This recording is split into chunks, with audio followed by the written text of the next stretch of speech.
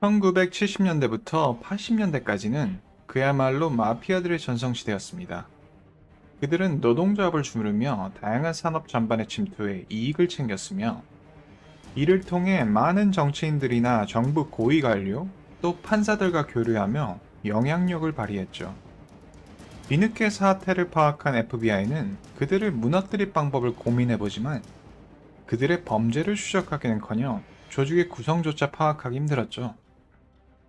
그래서 FBI는 강한 조직력과 비밀주의로 무장한 코사노스트라의 외벽을 뚫어보려고 여러 마피아 조직들의 비밀 요원을 잠입시킵니다. 뉴욕에서 선발된 조 피스톤이란 이탈리아계 출신 요원도 이들 중 하나였습니다. 그는 FBI 입사 이전에 학교 교사를 지낸 이색적인 경력의 소유자였으며, 이후로 해군 정보국을 거쳐 1969년 FBI 입사해 플로리다 지부에서 일하다가 5년 후 뉴욕으로 옮겨옵니다. 처음엔 트럭 강도 부서에 발령받은 그는 대형 트럭이나 불도저를 운전할 수 있는 특기를 10분 활용하여 강도 조직에 잠입해 그들을 일망타진하는 성과를 거둡니다. 이를 눈여겨본 FBI 수뇌부는 그가 대마피아 작전의 적임이라고 판단합니다. 플로리다 고아 출신의 보석도둑 도니 브라스코로 위장한 피스톤은 마피아들이 자주 모이는 술집을 드나들며 눈도장을 찍기 시작하죠. 그러기를 6개월 정도가 지나면서 피스톤은 그들의 모임에 참석하며 얼굴을 익히기 시작했습니다.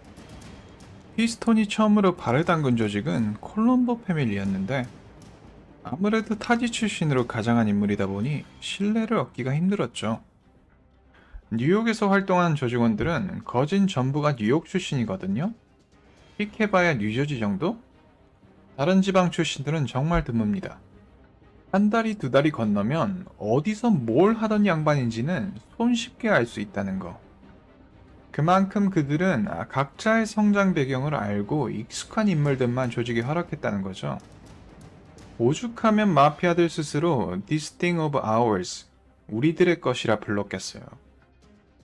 콜롬보 쪽과 이별한 피스톤은 전부터 알고 지낸 보나노의 약쟁이 토니 미라에게 줄을 댑니다. 이렇게 그는 메이드맨 미라에게 소속된 조직원, 한마디로 미라의 부하로 시작하게 됩니다. 근데 문제는 이 미라라는 양반 성격이 보통 개차반이 아니었어요. 다른 일을 대하는데 도통 법도가 없는 양반이었죠. 칼마인 갈란테는 소수였지만 친하게 지내는 일할도 있었지, 미라는 정말 모두에게서 미움을 받고 있었죠. 다행인 점은 보통 메이드맨이 조직원을 거느릴 때 다른 이들에게 이 조직원이 자신의 부하라는 걸 공표했어야 되는데, 어떤 연유에서인지 미라는 피스톤에 대해 그런 절차를 거치지 않았습니다.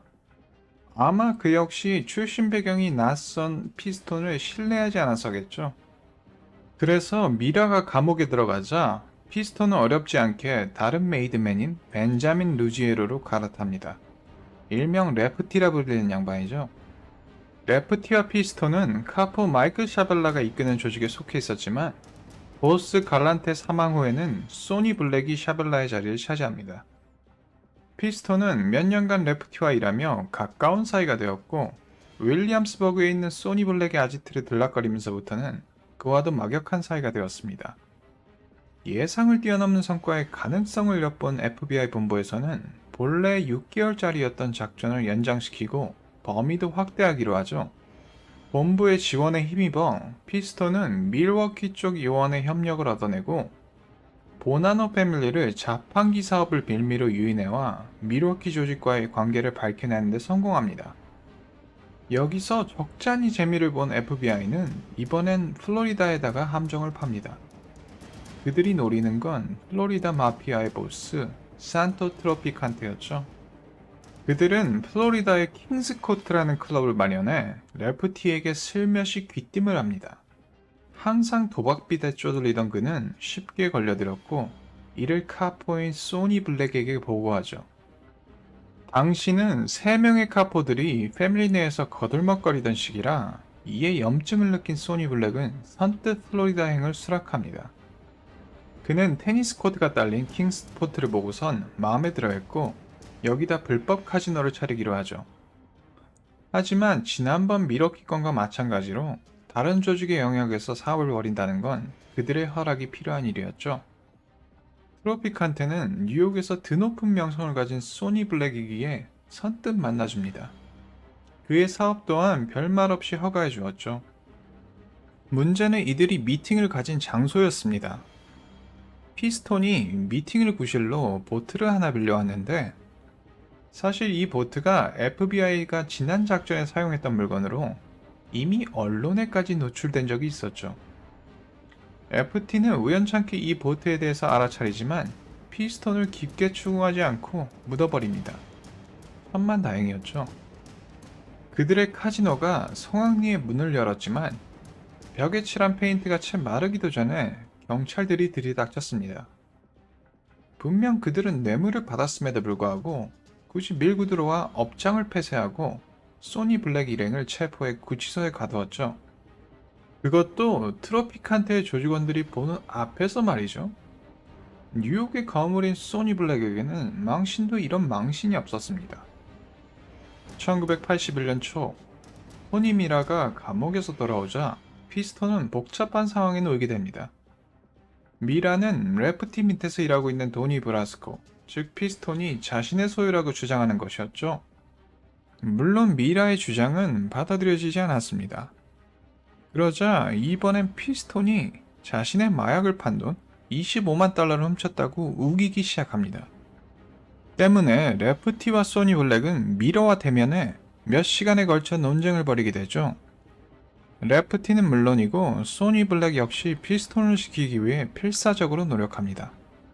허나 다른 이들에게 비친 이런 자신들의 모습이 후에 자신들의 목을 옥죄게 될 줄은 상상도 못했죠.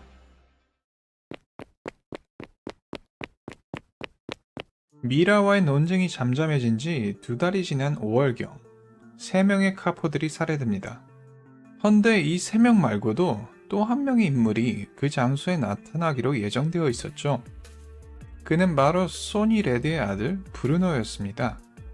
그는 사건이 일어난 직후 달아나 플로리다에서 도피 생활 중이었는데 마침 소니 블랙은 피스톤이 그가 레프티의 그늘에 가려져 있는 걸 염려하고 있었고 자립할 기회를 주고 싶어 했죠. 그는 피스톤을 불러다 브루노를 살해할 것을 명령함과 동시에 메이드맨 자리를 약속합니다. 피스톤은 FBI 최초로 코사노스트라의 메이드맨이 될 수 있는 쾌거를 거둘 수 있었지만 정부 요원의 신분으로 살인은 용납될 수 없는 일이었고 결국 6년간의 작전은 막을 내리게 됩니다. 피스톤은 아쉬운 마음에 브루노가 죽은 것처럼 위장해보자고 건의해보지만 본부의 결정은 완고했습니다. 그렇게 보나노 패밀리 소니 블랙 조직의 도니 브라스코라는 인물은 하루아침에 자취를 감춥니다. 피스톤이 자주 들리던 소니 블랙의 아파트에는 대신 FBI 요원들이 문을 두들겼죠. 그들의 손에 들린 피스톤의 FBI 시절 사진을 보고 소니 블랙은 당혹감을 감추지 못합니다. 피스톤을 누구보다 신뢰했던 그는 쉽게 받아들이지 못했고 피스톤이 FBI에게 납치당한 거라고 의심했죠. 그 후 FBI에게서 증인 보호 프로그램을 권유받자 이내 현실을 인정하고 고심합니다. 미라와의 논쟁에서 피스톤을 싸고 들고 메이드맨으로까지 추천한 소니 블랙으로선 이 사태에 책임을 져야 했고 그 대가는 죽음뿐이었죠. 이 바닥에서 30년을 지낸 그는 코사노스트라의 규칙을 누구보다 잘 알고 있었습니다. 1981년 8월 17일 피스톤이 사라진 지 한 달 정도가 지난 시점 소니 블랙은 미팅을 가지자는 마시노 측의 연락을 받습니다. 그날 바에서 술을 마시고 있던 소니 블랙은 자신의 지갑과 시계 등 소지품 전부를 바텐더에게 건네고 돌아오지 못할 거란 말을 남깁니다. 그리고 소니 블랙은 그날 살해당합니다.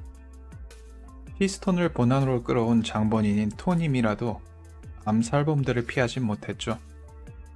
피스톤의 직속 상사였던 레프티 역시 죽음의 위기에 몰렸으나 이를 파악한 FBI가 선수를 쳐 그를 체포합니다. 레프티는 15년형을 선고받았지만 11년 후 말기암으로 가석방되었고 1994년에 사망합니다. 조 피스톤 요원은 6년에 걸친 목숨을 건 작전에 대한 보상으로 FBI로부터 고작 $500의 감사금을 받습니다. 물론 나중에 가서야 법무부로부터 $5,000를 더 받긴 합니다. 그는 이후 수년간을 정부 증인으로 활동했고 자신의 경험을 책으로 펴내거나 강연을 하면서 새로운 인생을 살고 있다고 합니다.